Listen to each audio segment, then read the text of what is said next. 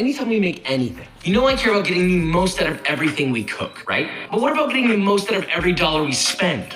That's where today's sponsor, Capital One Shopping, comes in. If you think you're overpaying for anything online, Capital One Shopping can change that for free. And no, you don't have to worry about being a Capital One cardholder. So add Capital One Shopping to your browser, and it instantly searches for coupons that actually work. Automatically applies them to your cart all across the internet, and you'll earn Capital One Shopping rewards, which you can redeem for gift cards. And before you ask, yes, you can compare prices on Amazon, all across other popular retailers, because Capital One Shopping will search for the best price while you're actually shopping. See, it's like two good things at once. It's efficiency. So go to the link in the description, get Capital One Shopping completely for free, and avoid paying full price. So again, thank you to Capital One for sponsoring today's video. Now, on to le poulet. Right, so this is Korean fried chicken versus American fried chicken. It almost seems like there's a fried chicken for just about every single place in the world. You got Japanese fried chicken, Korean fried chicken, American fried chicken, and then there's different kinds of fried chicken depending on where you go in America. I could go on and on about it. What is the ideal fried chicken? Is there a better eating experience, a better flavor, crunch? So as these two go head to head, we'll give you the answer. That being said, let's make this, shall we?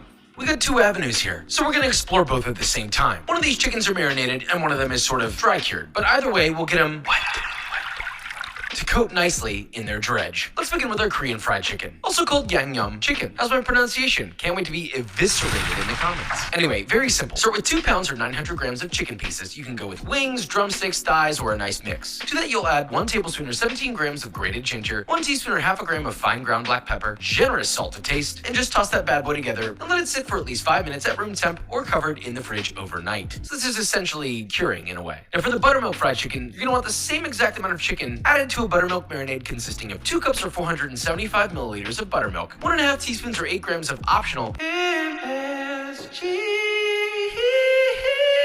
Sorry to break your heart, but it's completely fine to eat. 1 tablespoon or 12 grams of kosher salt, 1 tablespoon or 9 grams of ground white pepper, 1 tablespoon or 12 grams of garlic powder, 1 tablespoon or 9 grams of smoked paprika, whisked together till combined and homogeneous. Add the same amount of chicken of choice, make sure it's completely submerged, let it sit at room temp for 5 minutes or in the fridge covered overnight. Now, here's our 2 chickens side by side, already looking completely different but equally beautiful. Now let's take a look at the 2 different kinds of dredge. For the Korean fried chicken, it's simply 1 cup or 165 grams of cornstarch and a 1/4 teaspoon or half a gram of baking soda. Whisk it together and that's it. Now for the southern style, there's a lot more ingredients. It'll be 2.5 cups or 375 grams of all-purpose flour, 2 teaspoons or 2 grams of dried thyme, 1 tablespoon or 12 grams of garlic powder, 1 teaspoon or 3 grams of onion powder, 2 teaspoons or so it's completely coated. Then in 2 to 3 batches, gently lay that chicken into a pot filled with at least 2 to 3 inches of fry oil that's been preheated to about 350 Fahrenheit and fry for 5 to 7 minutes or until you have a deep golden brown, flaky, crispy buttermilk fried chicken that of course has an internal temperature of 165 Fahrenheit. Probably should mention that the same rule of 165 internal temp applies to the legs as well, pal, lest you want medium rare chicken.